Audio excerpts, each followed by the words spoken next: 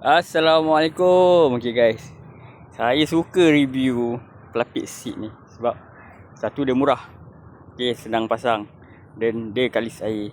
So macam kita level-level V40 ni, okay, nak pakai yang baru memang mahal sikit lah, agak mahal, lebih kurang RM20 kalau tukar cushion. So pelapis seat ni lebih kurang nak bawah RM6 macam tu je, senang je. Okay, korang boleh nampak macam kita baru tukar dekat kedai. Padahal kita pakai pelapis dia cover je kan, okay? Tapi dalam dia masih lagi seat ataupun cushion motor yang asal lah. Memang dah berlubang, dah bocor, dah koyak. So kalau nak pakai yang lama tu, kalau hujan seluar memang basah. So nak mengelakkan benda tu berlaku, saya beli ni cover seat ni dekat TikTok. So saya pakai dan saya review kat korang. Memang terpaling function dan sangat murah. Pasang dia pun senang je. Korang taruh macam biasa. Lepas tu kat bawah ni ada klip dia. So korang boleh adjust sikit lah. Korang adjust lah betul-betul nak bagi tegangkan dia punya ni.